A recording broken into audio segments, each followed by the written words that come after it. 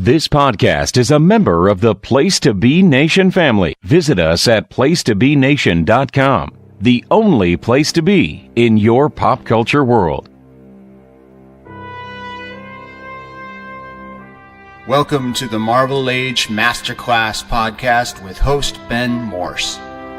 Episode 1, 1961 through 1962, with guest Russell Sellers.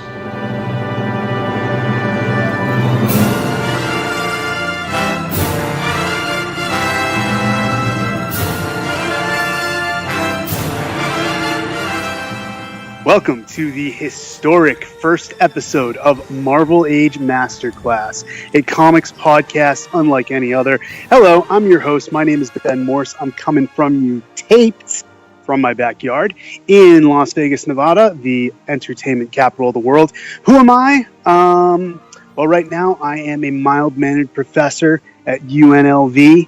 Been doing that for about 4 months now. But before that, for 13 years, I worked as a professional in the comic book industry. I spent 3 years as a staff writer at the late lamented Wizard magazine before moving on for a decade at the one and only Marvel Entertainment, where I served various roles, most recently editorial director of digital media. What is this podcast, you might ask? Well, if you haven't already, go elsewhere here on Place to Be Nation Pop and listen to the first episode of the Marvel Age podcast. The gang gets together and breaks down the years of 1961 and 1962 in Marvel history. I'm a fan. I heard the first episode and I said, you know what? I want to get in on this action. So what I'll be doing is every time a Marvel Age episode drops, you will also be getting a Marvel Age Masterclass featuring me talking to a special guest from the Marvel Age podcast or from elsewhere. And in this case, my inaugural historic first guest is none other than Russell Sellers. Hey, I didn't realize that Chris Hardwick was here. Hey, that's awesome. Is that what I sound like? No, we've got our own version of it now. It's like the whole the Talking Dead show that everybody gets in on. We initially wanted to have you on as a guest, but something about the whole 3-hour podcast thing just wasn't conducive. I'll tell you something, man. I used to when I was at Marvel, we recorded a weekly show called This Week in Marvel. Yeah. I co-hosted it with my buddy Ryan Panagos. It's still ongoing now, still a great podcast. But we used to turn in 3 to 4 hour podcasts because we were literally reviewing every Marvel book that came out and then taking every tweet on Twitter that mentioned Marvel. And they were lengthy. And eventually I just got to the point where I was like, dude, we got to cut these down, because it's painful for me to record them. I can only imagine what it's like for people who listen to them. So I listened to the whole first 3.5 hours of Marvel Age. I thought it was fantastic. I was got me through quite a few commutes, a little walking the dog, and then some time to spare as well. But I thought you guys were great. You got something good going there. I'm not a 3-hour podcaster anymore. That's not my bag. Maybe once in a while, but I was going to come on an episode of Marvel Age, but I decided, you know what? Why come on an episode of Marvel Age when I can have my own Marvel Age, right? You should have your own show, Ben. We've been saying it for a long time, and it's kind of apropos that you would have me on as your first guest, because as people may remember, on the Guide to Wolverine episode of Sellers Points, that was your very first appearance on the comic side of Place to Be Nation. Yeah, man, it's been a long time coming. If you guys heard my initial announcement about this show with Nick Duke, I kind of talked about it, and I'll get into it a little bit here before we get down to brass tacks. But it was when I was working at Marvel, it was the type of thing where I was spending 12 hours a day mainlining comics. And don't get me wrong, comics are my passion. I love them. But the last thing I wanted to do when I came home was talk more comics. I had to do something else, had to fit something else into the day. So unfortunately, what that meant was, as much as I was a fan of all you guys and girls on Place to Be Nation Comics, the stars weren't aligned for me to get involved. But now I've switched jobs. I've got a little bit of perspective. I'm really diving into comics again as a fan, which is a beautiful thing. I'm getting to go to stores and, pick things up and not necessarily know what's going to happen. The last the last thing I knew what was going to happen on was the movie Black Panther, because I worked on it a little bit before I left Marvel. But Infinity War was complete surprise to me. So, that's the kind of experience I'm having. But now I get to come on and, talk about comics with people, which is something that I've always loved to do with professionals, with fans, with everything. It's great.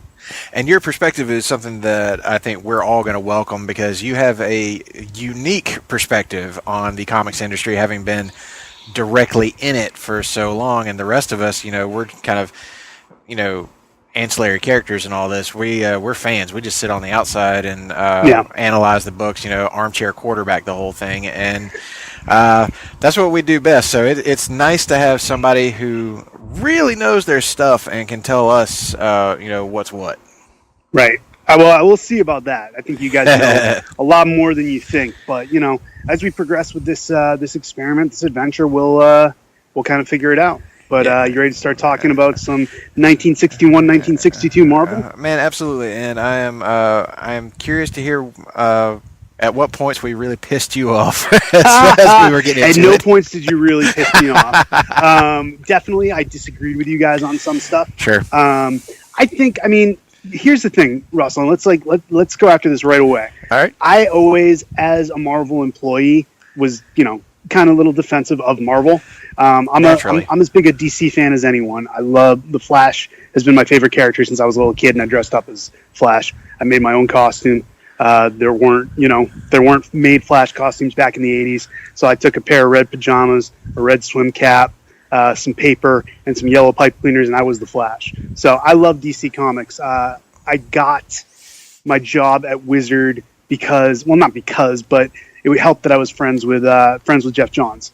So I've got an affinity for DC Comics, but spending 10 years at Marvel, I was always a bit of a reactionary, defend Marvel guy. If you're going to take sides, Marvel versus DC, I was a Marvel guy. And I always saw, perhaps I'm painting in broad strokes unfairly here, but I always saw all the Place to Be Nation Comics guys as DC guys. Because you guys, a lot of you are primarily DC fans. You ain't wrong. Yeah, and I often felt that Marvel got the short end of the stick when it came to Place to Be Nation. So I'm hoping, I want to bring an even-handedness to it. Again, working at Marvel for 10 years, being a fan since I was a little kid, I came to appreciate the Marvel Universe, Marvel Comics, all the characters and creators, and exactly like what they mean to the comic book industry. It's a special place.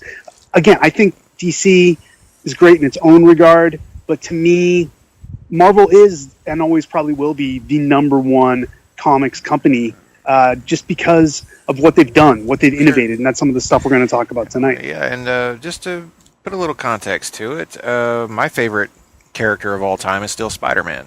There you go. Always has been, always will be. Peter Parker is my dude. And that was, when I came back to comics in college, the very first thing that got me back into it was J. Michael Straczynski's Amazing Spider-Man run that he did with John Romita Jr. My first exposure to both of them, actually, as a creative force, and I collected every bit of that run. So that was my jam, man. All right. Well, good. We're going to talk about Spider-Man tonight. Awesome. That's one of the topics I want to bring up. But I want to start with the formative building blocks of the Marvel Universe, as it were, and that is the Fantastic Four. Oh, boy. Fantastic Four debuted back in 1961. You guys read, you're going to have to guide me a little here. You read issue number 1, issue number 2, and then where did you go from there? I'm trying to remember exactly myself, because it's been over a month since actually sat down and I know got into this.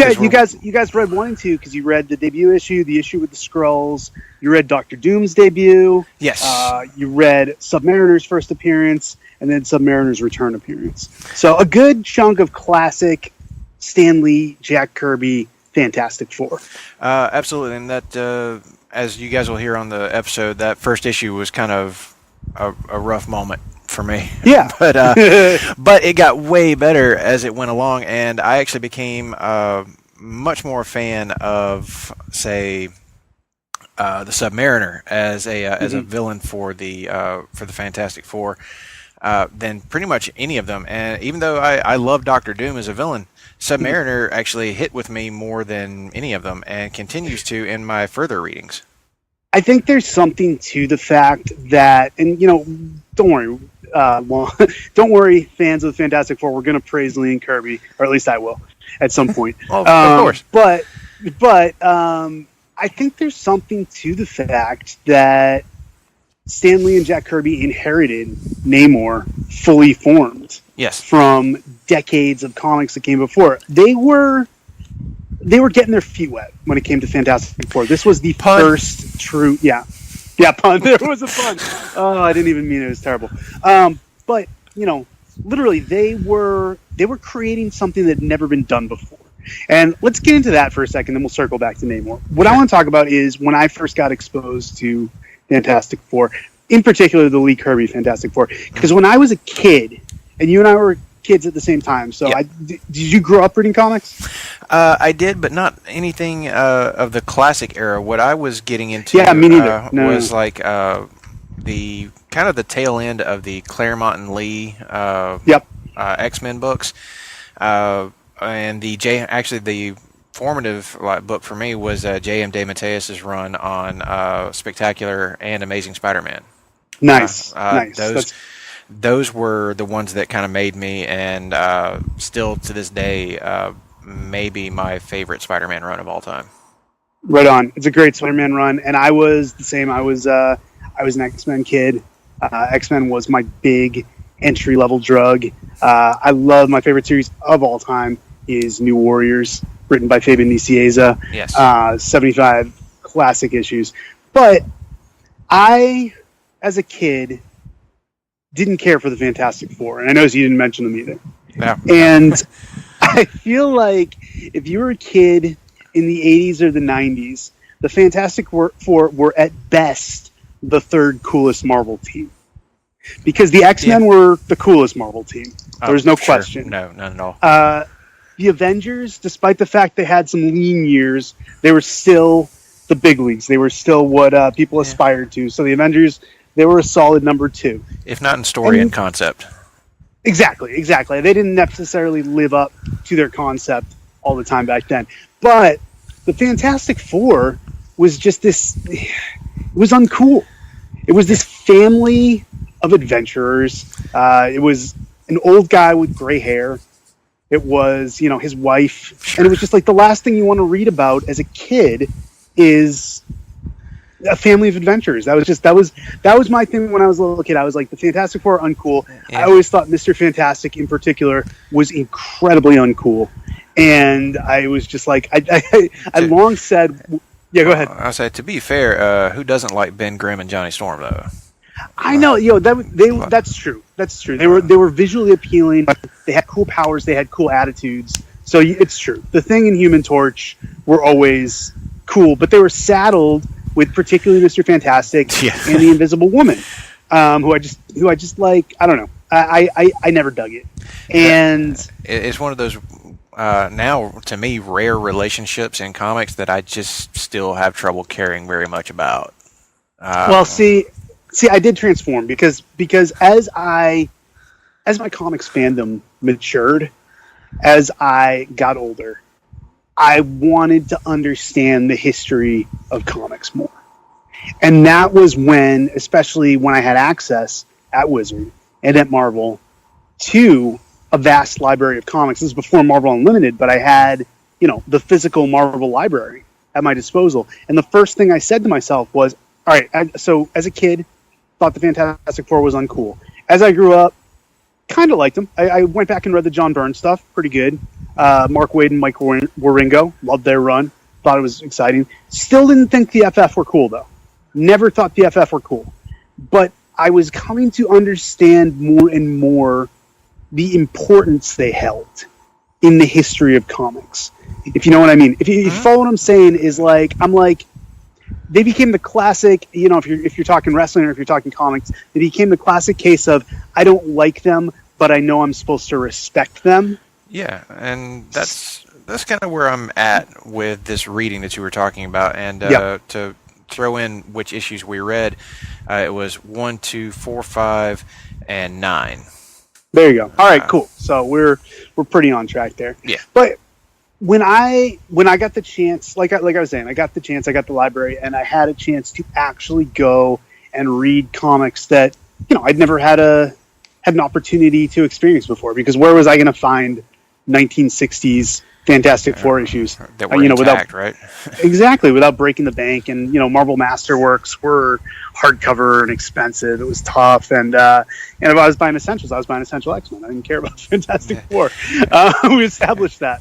I don't know how Kirby art would hold up as a black and white either.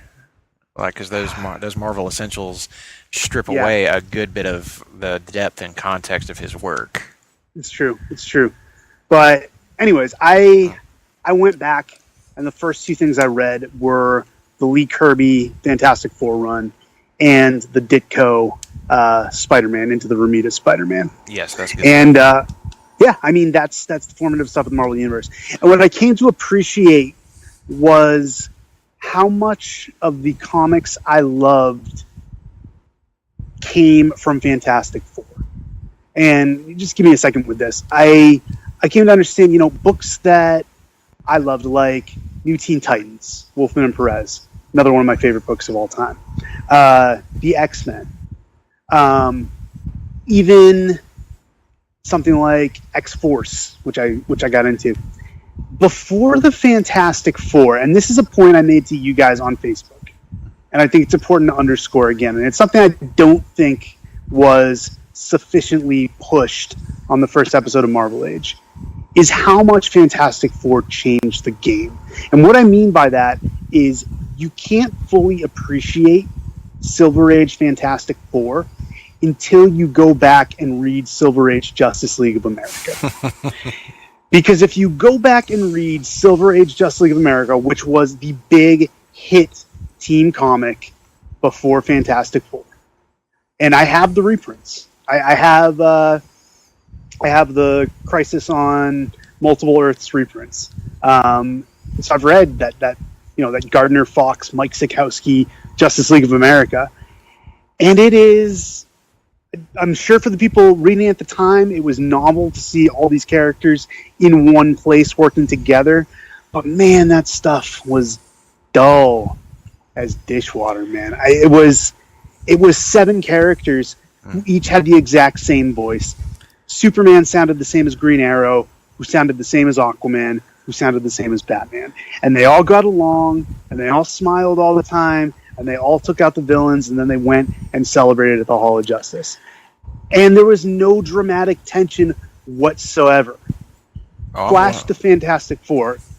I'll give you a second. I got you. Flash Fantastic Four, you actually have a book where, you guys talked about why did Stan Lee write Fantastic Four. There are a million stories. The golf outing with his uncle, or the golf outing that his uncle went on and found out about Justice League and wanted a team book, the fact that his wife told him to write a book that he would like, or just the fact that Stan was going to quit comics and decided to write a book along the lines of what he wanted. And the fact that it was a team of characters that bickered with each other, that didn't get along, that had flaws. The Thing was a monster. Mr. Fantastic was a pompous, smart guy. Human Torch was a hot-headed kid, and Invisible Woman was treated terribly because it was the 1960s and she was a female character. So we don't really get into that. But the fact is, these guys had flaws.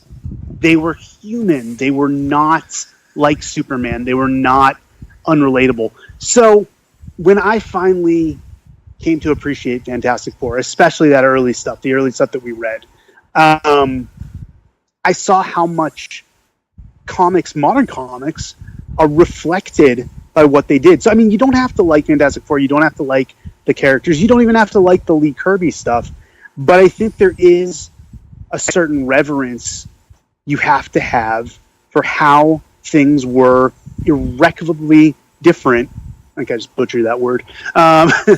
They were different before and after Fantastic Four #1. Now, I'm sure you got a lot to say, so go ahead and... I was just going to say that I absolutely agree with you on the Gardner Fox Justice League, and pretty much the whole of Silver Age DC Comics at the time. it is not my bag, baby. The Silver Age in general is not necessarily my bag either. Mostly because those are not my formative years of comics, and trying to go back and get into it now, I'm seeing it through that wholly different lens of I can really appreciate my modern comics now, even whenever there are times whenever I might be reading something that seems a little silly. I can now like fully compare it to what was happening in the Silver Age and think, you know what, comics are way more sophisticated now, so let's not be too hasty. And going back and reading this Silver Age stuff, you're absolutely right that the conflict between the characters, the Fantastic Four, they didn't get along. They don't in those Lee and Kirby issues, especially. Ben Grimm is not written as Mama Grimm's blue-eyed boy, as it were. In that's not him. He's a real dick at times. So much so that it's almost impossible to actually like the character. They make him impossibly mean-spirited and borderline evil at times. So it's like, I'll tell you, Russell, I wonder, and I wish I could go, ask Stan. I'll go. I don't think I'm gonna give him a call this week. But I would love to ask Stan just like, how much of that was the story arc? How much of that was you guys figuring out Ben Grimm? How much was it that they didn't get him at first? Because, look, the thing about the thing is that this is a guy who should be miserable.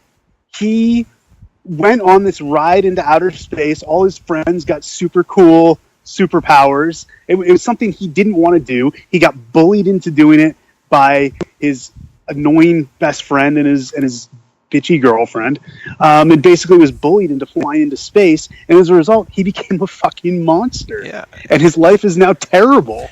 And there was a moment there where it looked like they might be trying to do this whole like love triangle thing with I think they absolutely were. I don't think there was any question, and they abandoned it pretty quickly though. Right. Well, see, that's the thing. That's what I'm curious about, and if anyone out there, comics historians, anyone else has the answer to this, hopefully someone's listening to this podcast.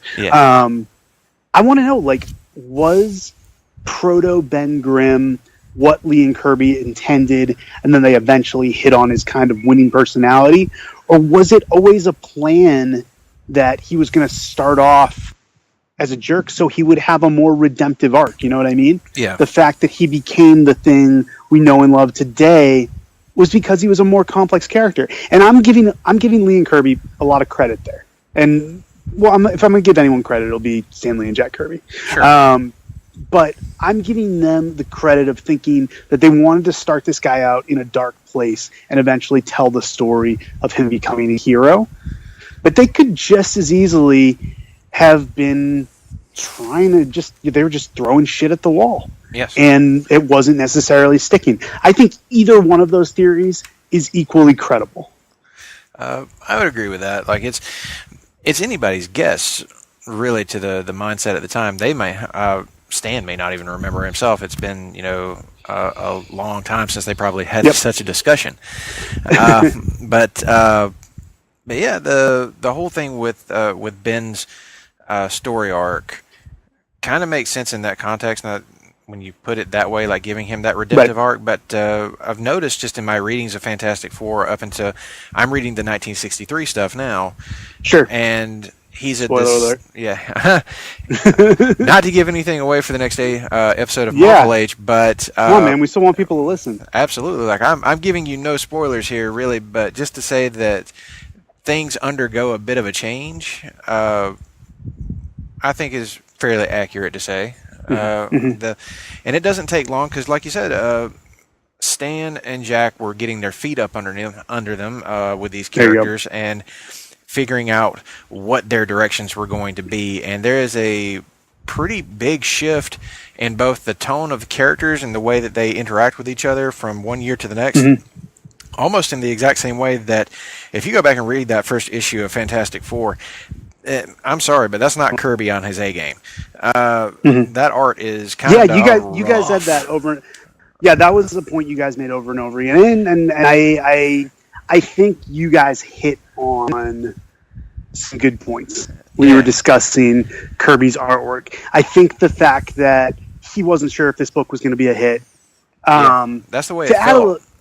To add a little. Oh, sorry. No, go ahead. I would say it gets so much better, and then whenever you see Kirby on other books, it's like, okay, wow, he was into this immediately, and it comes through in the work.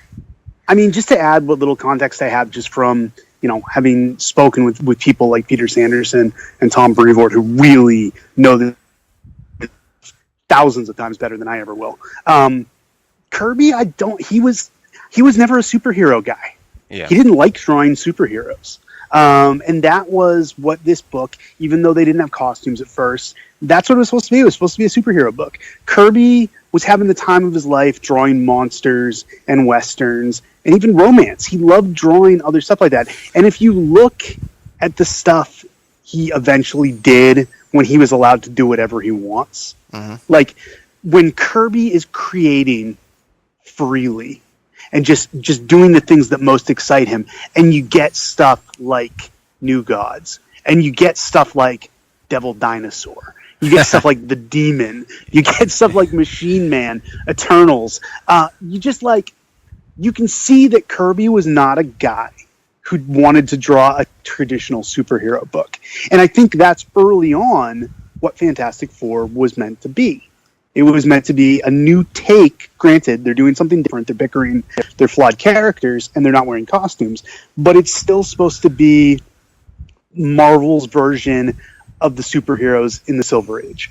And I don't think that's what Jack was interested in drawing at first. I think what happened is the book became a hit, and he had to up his game. And if you guys we're years away in this podcast from getting to some of the really incredible, like when we get to the Galactus trilogy and stuff that, it's Kirby at the height of his powers. And that's also a Kirby who has been drawing these characters for 50 issues and who's been able to create. But Kirby's at his best when he can create, when he can just go nuts and draw whatever he wants. So I think, I don't want to say it was constrictive at him on Fantastic Four at first, but I think as the book became more successful and as he and Stan got a looser leash, a longer rope, to do the things they wanted to do instead of just creating Marvel's answer to Justice League. Yeah, I think you see Kirby improve dramatically. Absolutely, and it's not just on Fantastic Four; it's on several books. Where he actually comes out the gate swinging on one in particular that just hit with me immediately. That was Journey into Mystery '83. Well, let's transition over to that because that's another book you guys read. So let's talk about. Have we spent enough time on Fantastic Four? I feel like I feel like we have. I feel like we've gotten. I feel like I literally just said more about the Fantastic Four than I've ever said in my life. But it's all good. I'm sure we'll be talking about them more in future episodes. Thanks for bearing with me as I had kind of a long soliloquy. But I do, just before we exit, I do feel strongly that again, regardless of whether Fantastic Four are my favorite characters, and they're not. I really like Human Torch. I always have. The Thing. Who doesn't love the Thing? Right. I have always said, this is something I always said, and I couldn't say it at Marvel because I couldn't really diss our characters, but I always said, Reed Richards is no one's favorite character. There's no kid out there who's like, I want to be Reed Richards when I grow up. And I was talked to by the likes of Mark Waid and Jonathan Hickman, who love Reed Richards. Oh, God. And I said to them, I don't care, Mark, when you were 10 years old, I don't buy that you were a Mr. Fantastic fan. No way. Maybe you are now. I can appreciate Reed Richards more as an adult, too. He's a complex, interesting character. But there's no way, as a kid who just got into comics because they were cool, that I was like, this guy is cool. Now, if Mark Waid tried to make that case, I'd look right at him and be like, tell me that you were a bigger fan of Reed Richards than you were of Superman at 10 years old. Tell me that. Tell me that with a straight face and convincingly. I would challenge it, but Mark Waid's actually very scary. So Russell, don't do that. No. Don't confront. If you're, I don't want to get blocked on Twitter again. No, if you don't confront Mark Waid at a convention about Reed Richards, okay? No, there's no need for that. The only thing I would want to do if I ran into Mark Waid at a convention is to probably beg him to sign my copy of Daredevil #1. There you go. So we all love Mark Waid. Yes. I was the other day. I was ending the class. There's this kid in one of my classes, Jacob Brothers. I'll give a shout out to him if he's listening. Huge Flash fan. Loves the TV show. Awesome. Loves the comics. Just like me. Flash is my favorite character. So I just say to him, I'm like, since you're the same age as me, I'll see if you find this as sad as I did. I said, so who do you think is the best Flash writer of all time, Mark Waid or Jeff Johns? Because to me, those are the two choices. Absolutely. That like it begins and ends with that discussion. And he goes, I don't know, man. What about Francis Manipool? And I just was like, I like Francis Manipool. He's so talented, but come on.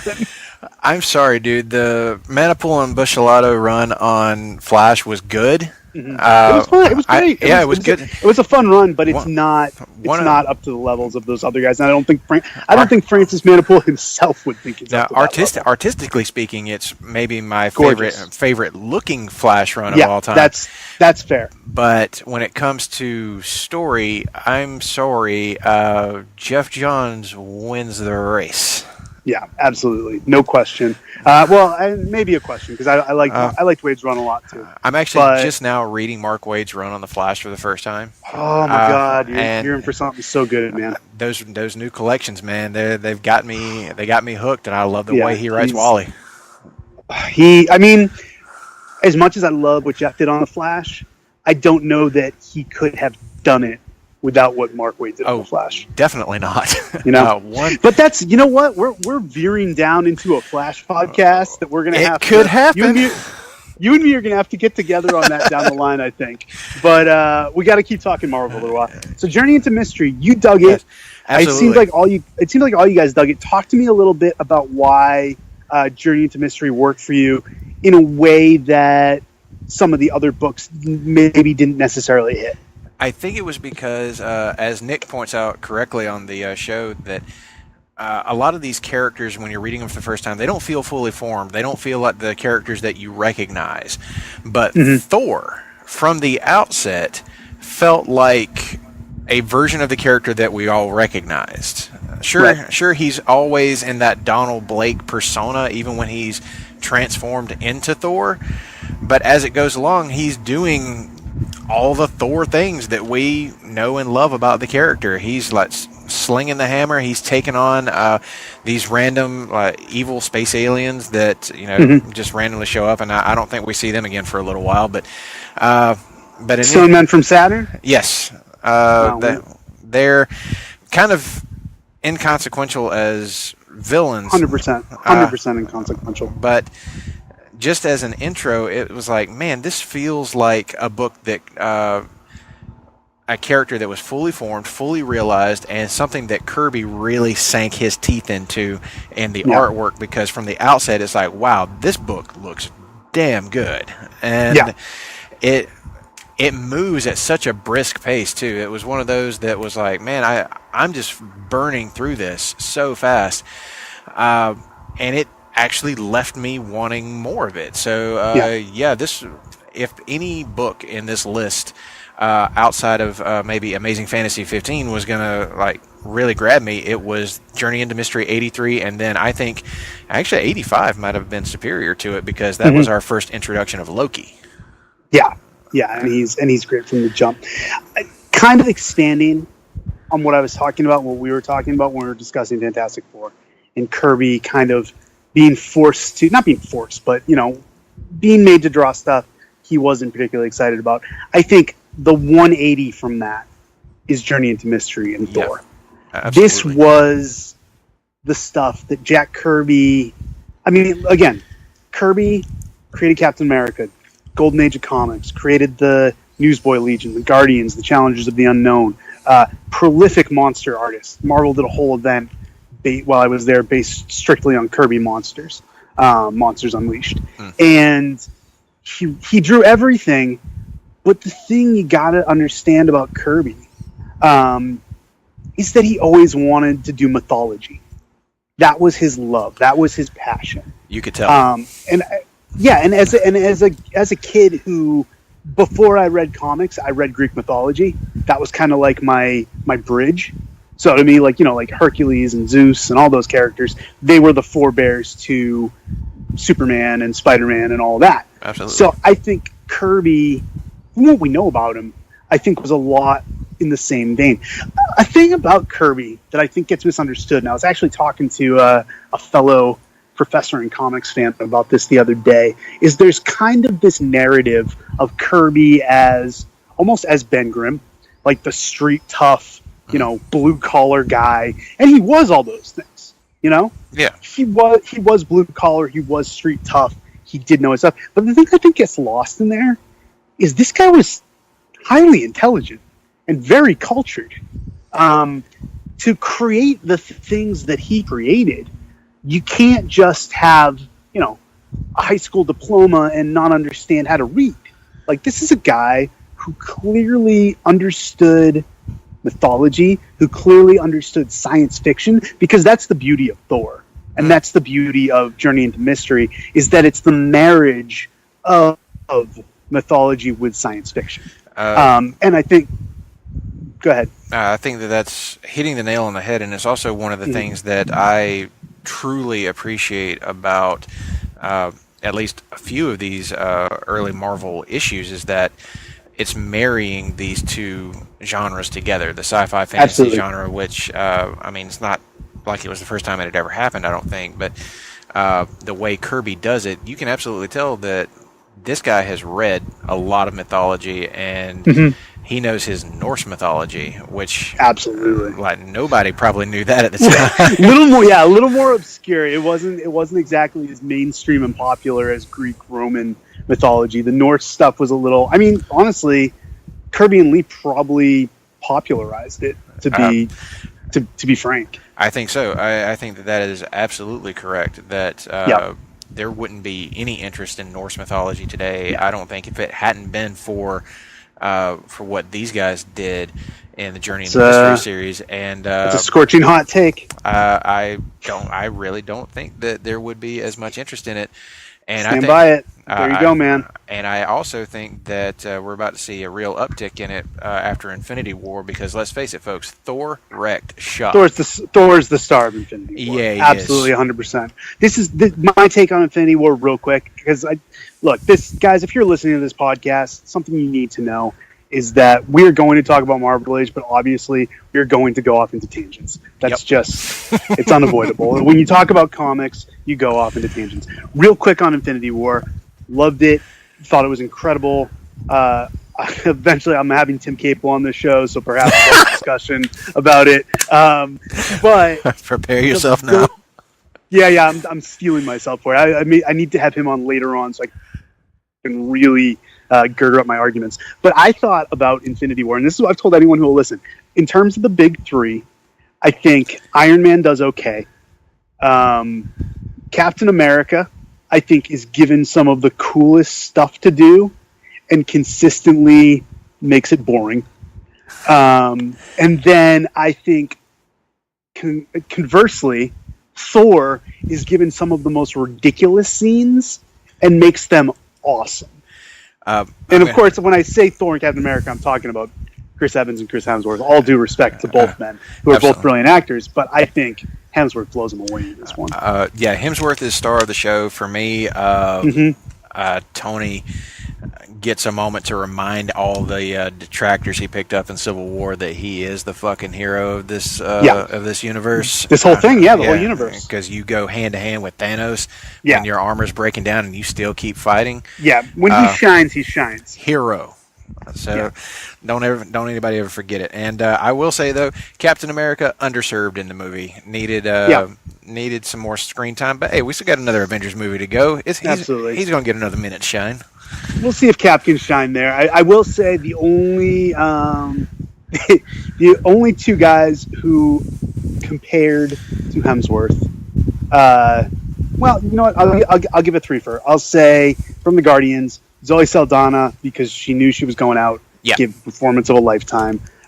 Chris Pratt could more than hold his own. Loved him. And let's be honest, man. Dave Bautista. Good God, yes. Just brilliant. Good Lord. And Bradley Cooper, too. Yeah, I would say shouts to Rocket and Bradley Cooper's performance. It was really good. And the Guardians may have been the best part of Infinity War. They were. And them along with Thor. And Thanos was done really well. And Thanos. and Thanos and Black Widow. And Spider-Man. My favorite villain in the movie was Ebony Maw. He was good. I loved that. So underserved. All right, so guys, that's for those of you keeping track. The podcast we now owe you are the Flash podcast and the reaction to the Infinity War reaction show. But we got shows to record. we got some work to do. But jumping back to Thor and kind of putting a bow on him, I think we talked about how much Jack loved it, how much Jack loved mythology, how much he got into this. Let's not leave out the fact that I think this was something Stan wanted to do as well. The language. I mean, you get caught up in like cosmic Kirby and the power of his art and his character designs and how Asgard looks and all that. It's hard to look past it. It's beautiful stuff, especially in full color. Like you said, I don't think it would have as much impact black and white. But God, man, the way these guys talk, especially once you didn't get to it in the first episode because Thor's still talking like Donald Blake. Yeah. But once Stan really lets loose on these Shakespearean soliloquies that the Asgardians are spouting out, I mean, and he would do it again later with the Silver Surfer, who, for those who don't know, the Silver Surfer is Stan Lee's favorite character that he's ever created. That's on the record, I believe. But Thor was where he really cut his teeth on that stuff. And I think to make the fine point is that if Fantastic Four was the book that Lee and Kirby had to do to start the Marvel Universe, I think the success of Fantastic Four allowed them to do the book they wanted to do, which was Journey into Mystery. And that makes a lot of sense. And Journey into Mystery had been around for a long time. It's issue 83 when Thor is finally introduced. Yeah, it was a monster book for years. Yeah, it was one of those anthology titles that was around. Like Amazing Adult Fantasy #7 was also on our reading list. Yes, even though it has nothing to do with any superhero whatsoever. It's an anthology title that is very Twilight Zone. You guys mentioned that, and I actually really dug it. I know. Yeah, and I confession, I did not read all the issues. I know most of this stuff from memory. Yeah. Like I know the Fantastic Four. I don't even know why it was on the reading list because the whole list that we're following from Comic Book Herald is focused on the development of Marvel superheroes. The Marvel Universe. So Amazing Adult Fantasy being in #7 being in there at all. I don't get it's interesting. But it may have been, it may have been his thing just to say like, hey, here's what was out there. Yeah, and just kind of give you like a barometer. I do recommend like some folks may dig it. Most of our panel did not, but I thought I was entertained. So you check that out or you don't. It's whatever. But that leads directly into a little bit later. I think the true coup de grace of this whole reading list this first year, Amazing Fantasy 15. Oh, we're gonna. I like that you call it the coup de grace because that's gonna be our big finish. I got you. We're gonna build to that because we got 2 books on this list that just absolutely sucked. That's what we got to get through now, and I think let's address the literal elephant in the room. So if Fantastic Four was the book that they had to do and the book that started the Marvel Universe. If Thor was the book they wanted to do where they really got to shine, I think Hulk was the book where they took a shot and it just missed the boat, man. Early Hulk is not good stuff, and you guys rightly criticized it. I feel like. You spin a little on the Hulk, and then I'm going to give my piece on it as well. It's poorly drawn. It's poorly written. The concept is fine. The concept actually kind of works, but this is not the Hulk that you know from the modern era at all. He transforms at night. It has nothing to do with him being angry. He's a gray, semi-smart Hulk. It reads more like a Jekyll and Hyde ripoff than it reads like any kind of superheroics. There's some vague, like homosexual innuendo in there as well that just feels really kind of ham-fisted and off kilter with Rick Jones. Some not well thought out plot points either. I think I call that out on the episode in far more detail. But this is not a good book. I don't see how, even in the context of the time, that someone would have picked this up and said, "Oh man, I got to get more of this." Especially not whenever you got far superior books to it, like Fantastic Four or like Journey into Mystery, running at the same time. So, kids, if you're gonna go spend your nickel on a comic book, maybe not that one. So here's what I'm gonna say. First, in defense of the Hulk, what I'll say in defense of the Hulk is that history has proven these guys right in some sense. Yes. In some sense, it hasn't, because, like you said, the Hulk we meet in Hulk number 1 in 1962 bears little resemblance to the Hulk that would eventually become one of the most popular characters in comics. But at the same time, the Hulk did eventually become one of the most popular characters in comics. And I think the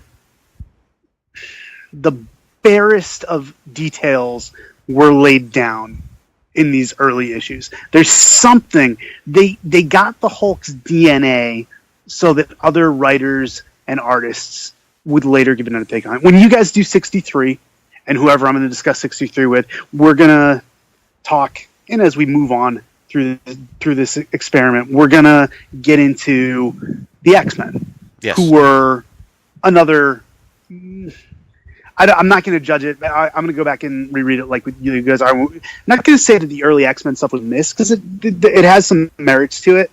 But more than anything, with X-Men, with early Uncanny X-Men, which wasn't originally called Uncanny X-Men, fun fact is that at Marvel, the 1963 book, which was originally just X-Men, and eventually came to be known as Uncanny X-Men, I think around like issue 93 or 94. So I don't think it officially became Uncanny X-Men until Days of Future Past. Oh, wow. But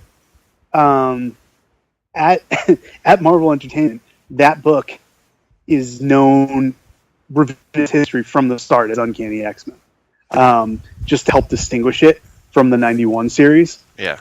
So just a little inside the house of ideas back for you guys that you will like.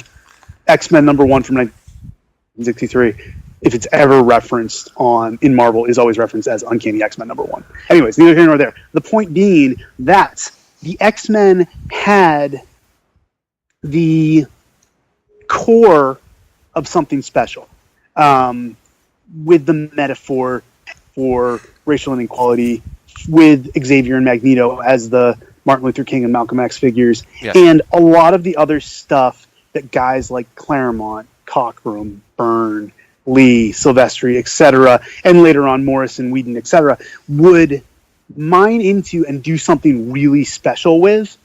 Like, they got that from basically a failed Lee Kirby vehicle.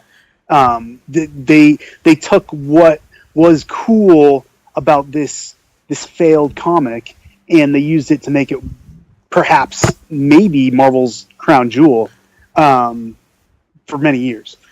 So I'm going to say that I think something about the Hulk, something about the idea, because you mentioned, you name-checked Jekyll and Hyde. And look, there's no question.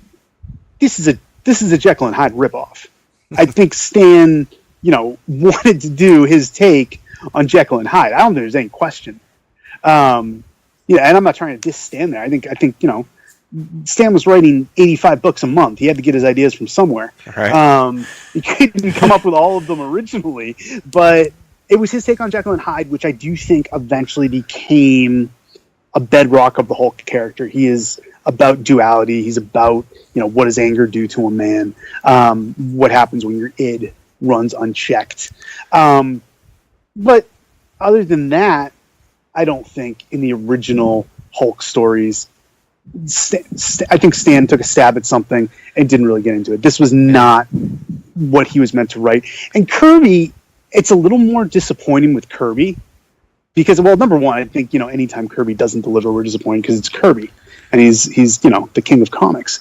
But for me, it's kind of crazy that Kirby's Hulk wasn't better simply because, as we established, he was the premier monster artist for so long that this should have been right in his wheelhouse. And I don't know if he was maybe sick of drawing monsters at this point, but it's a black mark on both guys' records that the original Hulk didn't take off.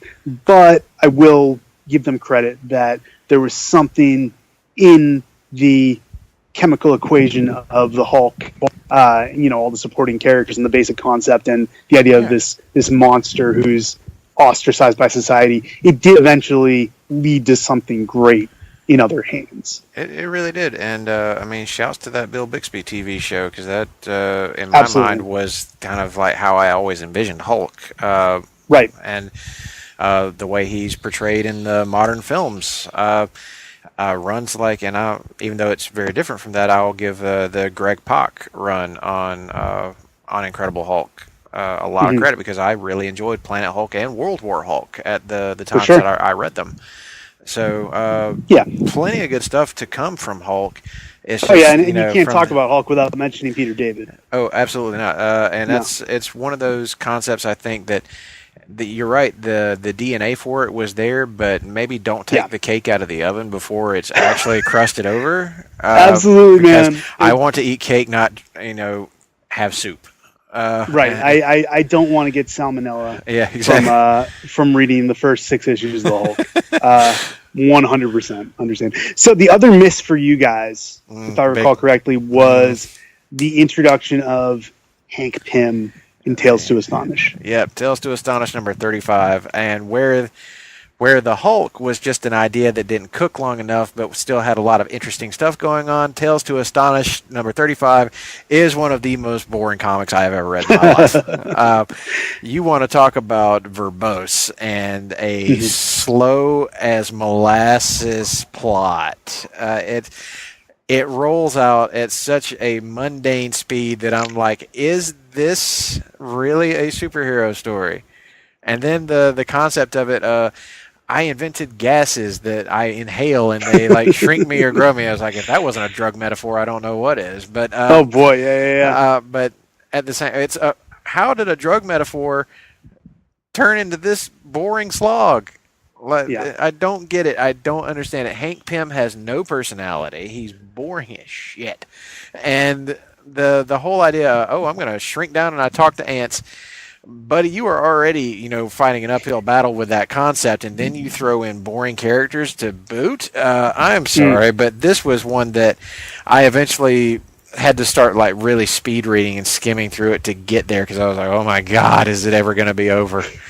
I'll say this. Maybe my opinion on that softens later. Maybe it doesn't. But for right now, I hated it. We'll see once he gets his costume, once he gets some villains, and once the Wasp comes in, what happens. But I think we filed this one under They Can't All Be Winners. And I think something that's interesting is so much, and I want to get your take on this, Russell, is that so much of the success of Marvel Studios has come from their willingness to pay homage to the source material. That, in particular, look at something like Guardians of the Galaxy. The Guardians are very much the Dan Abnett, Andy Lanning Guardians, with the sense of humor, with the underdog mentality and all the stuff that made them great. And, the big classic characters, Captain America, Thor, Iron Man, in a lot of cases they work, again, because of brilliant performances by actors like Robert Downey Jr., Chris Evans, and Chris Hemsworth, but also because the Marvel Studios understands what has made these characters work for decades and what has continued to make them viable. Yes. On the flip side, I think Marvel Studios figured out Hank Pym for the first time I think literally decades of comics writers, and some of the very best comics writers, have tried to, again, do what what was done with the Hulk and the X-Men, taking a discarded, unsuccessful Stan Lee concept in Hank Pym and making him work. I don't think, here's my hot take of the evening. I don't think any comics writer has ever truly made Hank Pym work. And I count some of the most talented comics writers of all time right up there with Dan Slott, Mark Waid. A lot of guys who have told me they had an idea for Hank Pym, and I don't think he's ever worked as well as he did as portrayed by Michael Douglas in the Ant-Man movie. Well, I think that's the best Hank Pym we've ever gotten. And I think it's the most fully realized Hank Pym we've ever gotten. I'm absolutely on board with that because they told Michael Douglas to just play Michael Douglas, and that's why it worked so well because that's who he needed to be. They weren't going to tell him, "Hey, dude, this character Hank Pym, the one who likes to beat his wife and stuff. Oh boy, go play that." No, don't bring. Sometimes bringing the comic book version of the character to the screen is not the best idea, and I'm gonna say let's not do that. And just have Michael Douglas play himself and call him Hank Pym, and you know what? It works. And he's awesome. Because so far, the comic book version of Hank Pym, not doing it for me. Yeah. So we'll come back to Hank Pym in future episodes. Like I said, let's give it a shot because I've never read fair enough. Classic Ant-Man stories either. So let's together agree that we're going to see what happens with Hank Pym. I guess. Spoiler alert, I don't think anything good's coming of it. Nope. We know there are eventually good Hulk stories and good X-Men stories, but Hank Pym, we'll see. Hard to imagine. Yeah. So let's get to, like you said, kind of the issue. capstone of this. The issue that you named this as your favorite issue of all the ones you read, correct? Yep. Let's talk about if Fantastic Four revolutionized comics, I think Spider-Man in the pages of Amazing Fantasy is not far behind.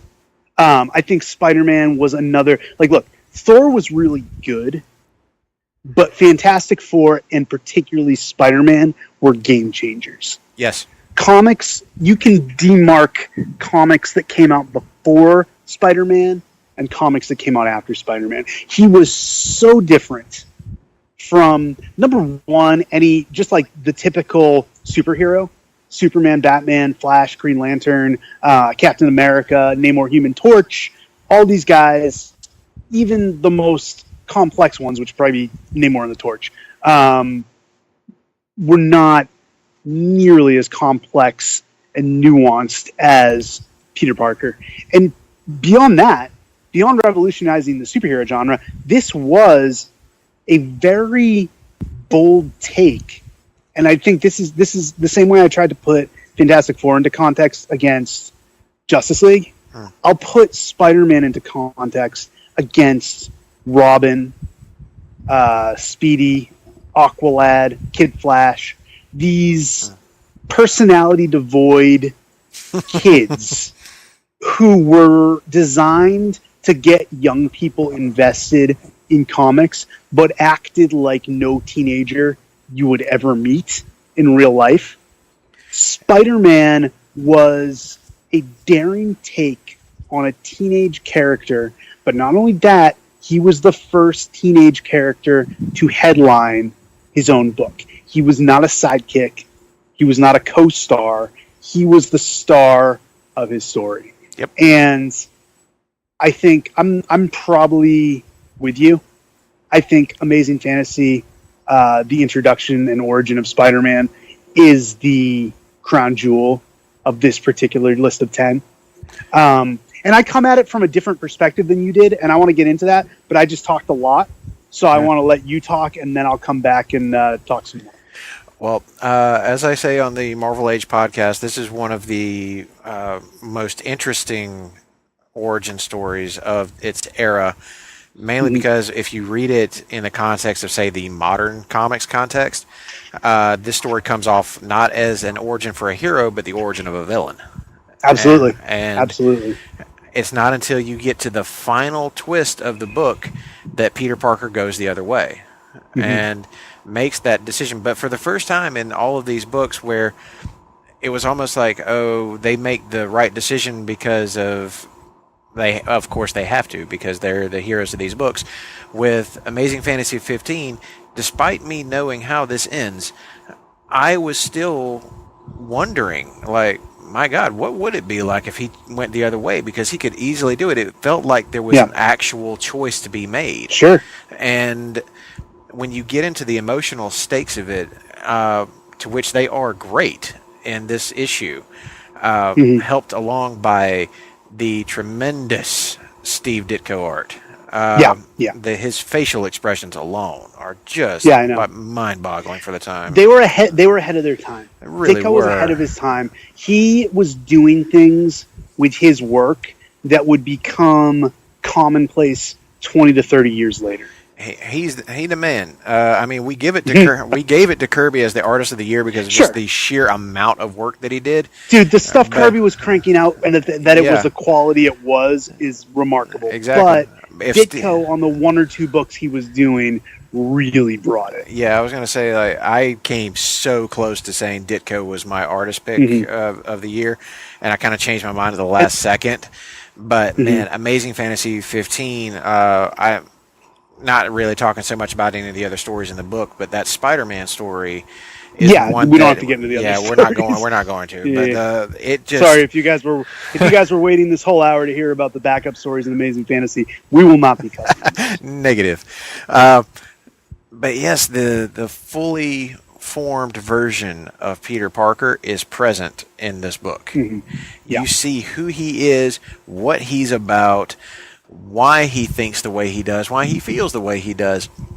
And that is tremendous for an origin issue in an anthology book. How many pages is it?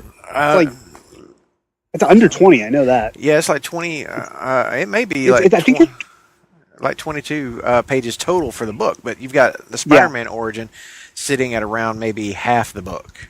Yeah. And so that's remarkable. It is a tremendous testament of storytelling. And this was the moment I think that the light bulb really had to have gone on for Stan when he hit on this idea. Like, oh my God, this has got to be the one, and we got to do this. And it's one that I don't know how to describe it other than just to say this is immediately the Spider-Man you know and love from the jump, and you can see the influence that this book has on so many other titles going forward. This was the book I think that probably got DC's attention, maybe more so than any of the others. It had to have. They had to have looked over at this and said, "Whoa, what did he do?" It was a shot across the bow, man. They were doing something so completely different. I mean, historically, I think it was putting a hole in the side of their ship. It wasn't across the bow. It was a It wasn't across the bow. It was a shot. It was doing serious damage. But historically, so the read on Fantastic Four has always been that was Stan and Jack trying to do an answer to Justice League, but also doing the kind of book they want, that Stan at least wanted to do. Basically, what he thought was missing from superheroes. The take on Spider-Man. And I've heard Stan tell this story himself, is that Stan hated teen superheroes. He had a great hatred for them. He hated these smiling, just jumping around in their skimpy costumes, innocent. Like, even the fact that he wrote Bucky stories, he hated Bucky. And that's why notice that... that's why you notice the fact that when he brings back Captain America in the pages of Avengers, he makes sure to kill off Bucky. That was deliberate. That was something said. And actually, funny story, a quick aside. When I was at Wizard, I had the good fortune to interview Joe Simon, the co-creator of Captain America. And Joe had not really been... I mean, he was a Golden Age comics creator, but he had gone on to do other things. He was not necessarily tuned in to comics beyond the Golden Age that he wrote in. So I was talking to Joe Simon, and this was in... what year did Captain America die in? God, I don't even remember. I want to say 06. I want to say something like 2006. It had to have been around then because I bought 2 copies of that book. Right, because that was good. I'm sure that's going to put your kids through college. Sure, right? But so it's 2006. I'm interviewing Joe Simon, and I'm talking to him about Captain America, and I'm saying, oh, by the way, you know that Bucky's back. Ed Brubaker brought back Bucky. Isn't that crazy? And Joe Simon just goes to me, what do you mean brought back? And I go, Joe, do you not know that Bucky was killed off in 1963? And he goes, no. Uh-oh. He goes, who was the writer who killed off Bucky? And I go, it was Stan Lee. He goes, Stan? The kid who used to work for me? And he was just like, I was like, oh, I hope I didn't upset you. He goes, no. He goes, that's the funniest thing I've ever heard. So he was just, yeah. So I was the one, if I got to do nothing else in my comic book career, I did a few things, which we'll probably touch on in this show. But one of them was I got to break the news to Joe Simon that Stan Lee killed off Bucky. So that was a great moment for me personally. That was like moment of career made. I got to break the bad news. Absolutely, Joe Simon, what a sweetheart of a guy. Great guy, great creator. But so, anyways, Stan created Spider-Man out of a hatred for teen superheroes. He said everything they do with teen superheroes over at DC and even at Marvel, I'm going to do the opposite. I'm going to make a kid who's not happy all the time. I'm going to make a kid who's not popular and, captain of the football team and smiling all the time. And I'm going to give him a full mask. I'm going to give him a full bodysuit. I'm going to make him creepy. I'm not going to give him, powers that are necessarily like wish fulfillment. Like, this is going to be almost like a borderline horror story in some ways. I mean, you look at Spider-Man, it's almost like this. Just the way Ditko draws him, especially, crawling around, so creepy. He's so sinister. He's not Superman bouncing off the page. He's not even Robin the Boy Wonder. And I think that's where Spider-Man came from. He was birthed from that very interesting place. And I think Stan succeeded in, like you said Stan really knew he had something here. I agree. I think Spider-Man was the one where he knew he had a hit.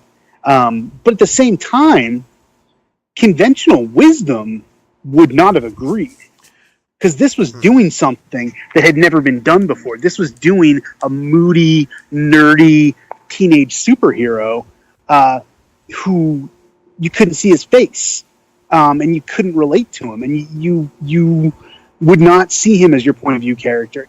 And what was so interesting is that in creating this character who was so antithetical to the idea of the teen sidekick who everyone was supposed to see themselves as, Stan and Steve tapped into a teenage character that everyone, particularly people reading comics, actually did see themselves as. And they made the most relatable superhero of all time in Spider-Man. And going back to like of the time in like 1961, 1962, I couldn't imagine trying to pitch that idea at DC at the time, or to pitch I think it was hard enough to pitch it at Marvel. Yeah, I think it was. I don't know if it was necessarily just a pitch, or he just said, "You know what? I'm just going to do it, and you guys are going to put it out there," and that's it. Just it.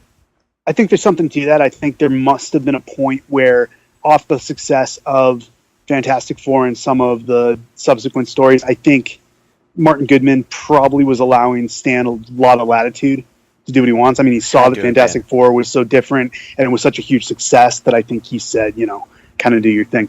I want to give my different take of how I came to Spider-Man, and we'll kind of wrap things up here. Yeah. My great shame as a nerd, I have two great shames. Uh-oh. The number one, and they've both given me a lot of grief working in comics over the years and being around other people who love comics and science fiction. The first big one was I didn't think Star Wars was great. I think it's fine. I think it's okay. And believe you me, Russell, if you tell a Star Wars fan that you hate Star Wars, they will have more respect for you than if you say it was just okay. They can at least respect the passion in the other direction. So I had a lot of people very angry at me over the years for the fact that I thought Star Wars was just kind of a decent little sci-fi movie. Man, and you've hung out with Jason Aaron before, right? I have. Yeah, we don't talk about Star Wars. But the other one was when I was a kid. I didn't like Spider-Man. Oh, I never got into Spider-Man, which is the opposite of your journey because you, like you said, Spider-Man. He was your guy. He was your entry level, particularly, and you were reading the same stuff that I was reading. The reasons I didn't like Spider-Man, there were two reasons. One was he was a science nerd, and I wasn't. So I was like, I can't relate to this guy. Like he's, I'm not getting picked on. And also, I'm not as smart as him. Like, he's a genius.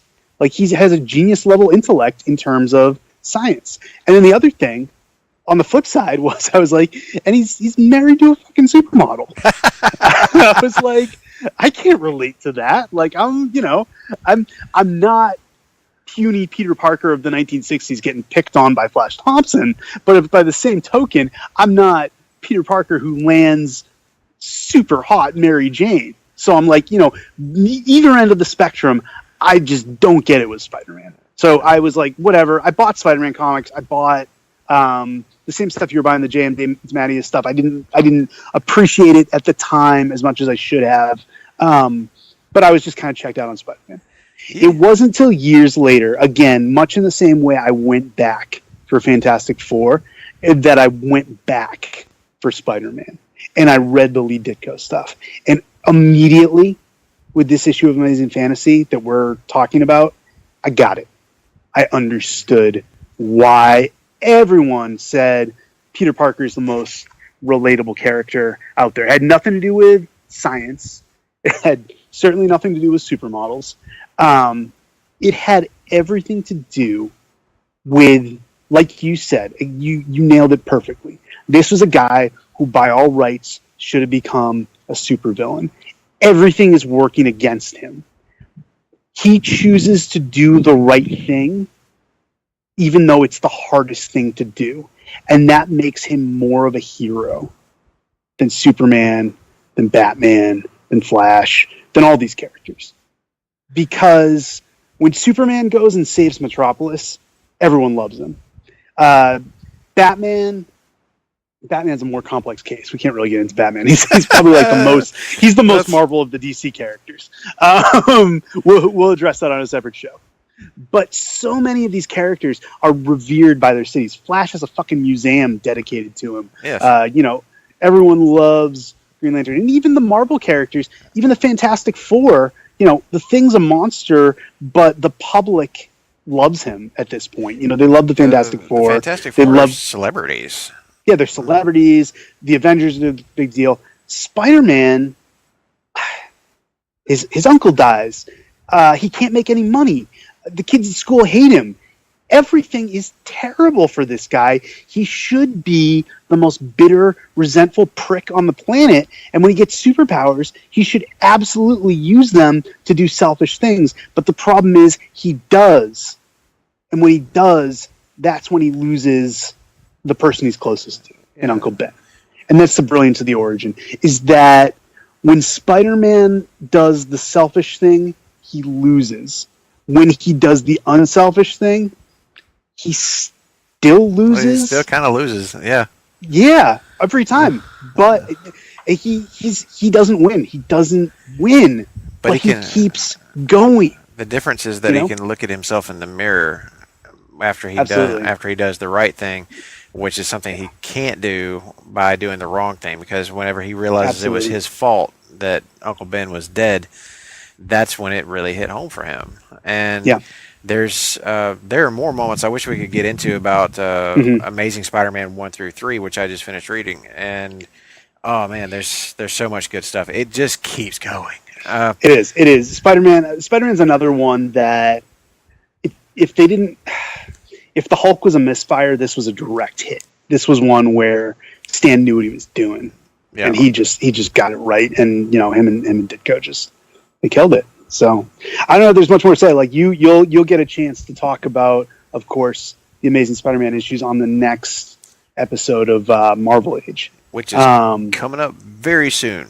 coming up very soon. That kind of covers it as far as the first episode of Marvel Age, the stuff you guys discussed from 1961, 1962. We did it a little over an hour, but about an hour was what I was aiming for. So that's cool. I'm happy about that. This was awesome, man. I enjoyed the discussion a lot, Russell. You know your shit.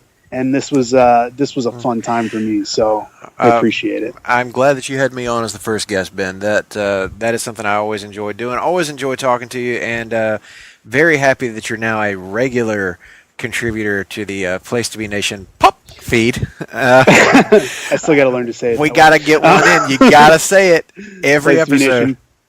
Yes. Yeah, no, that's what it is. And look, I'm so thrilled to be here. I'm so thrilled to be talking to you guys about what I love, comic books, specifically Marvel. I think, I said at the beginning of the episode, like a lot of my goal here is to kind of talk about why Marvel is special, why Marvel changed the game, why they remain the leaders in the industry. And I think we talked about a lot of that stuff tonight. But I think we also, we're critical. There was stuff we didn't like, and there was stuff that wasn't good, and we called it on the carpet. And, sometimes I'm going to agree with you guys, sometimes I'm going to disagree with you guys, but I think we gave a pretty good appraisal of the earliest Marvel work. And I hopefully, this is your job to get to the other guys on Marvel Age.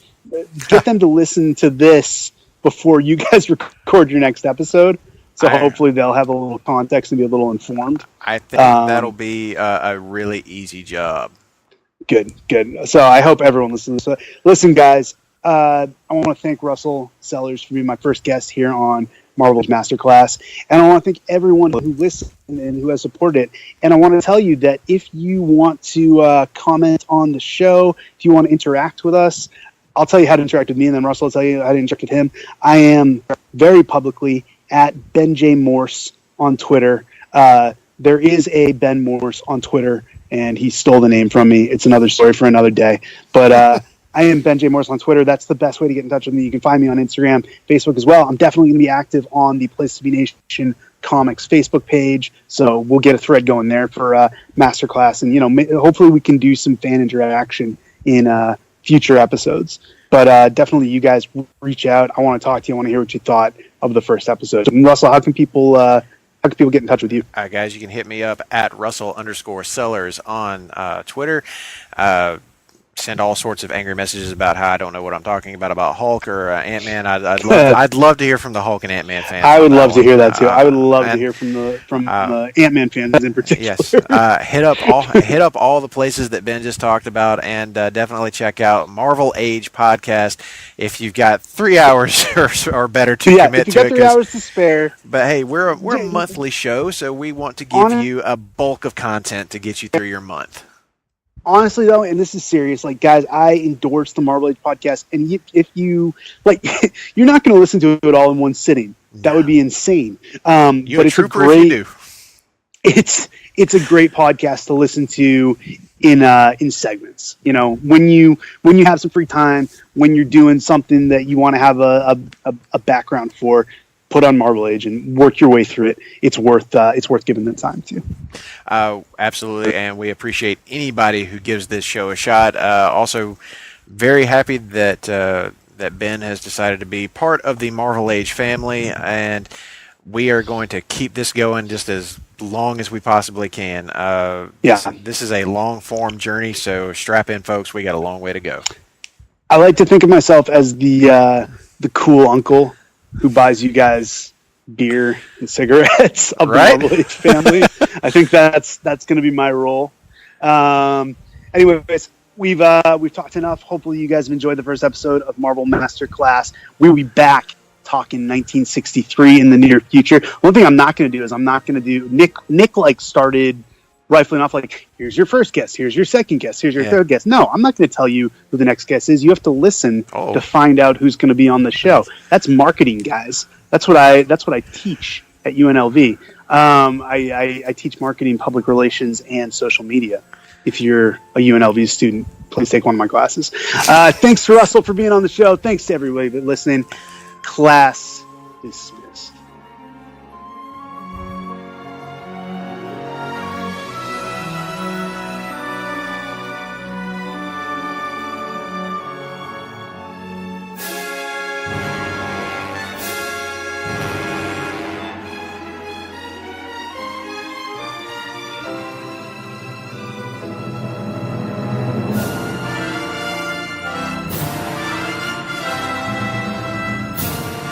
promotional consideration paid for by the following.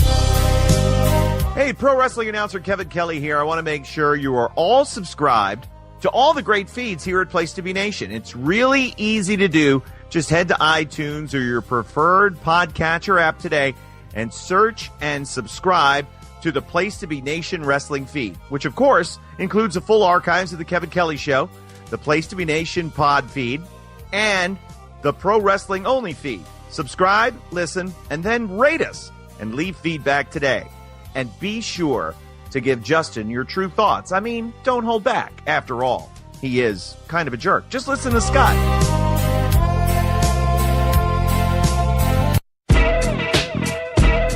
Place to Be Nation's JT Rosero and Chad Campbell here. We want to let you know that we have a ton of great podcasts available to you on iTunes, Stitcher, Google Play, and PlaceToBeNation.com. We offer them to you on two great feeds. On the Place to Be Nation Wrestling feed, we bring you the Mothership, the Place to Be podcast, along with Main Event, Survey Says, the Monday Night Wars, and our monthly pay-per-view reaction show, as well as Jeff Learns Wrestling.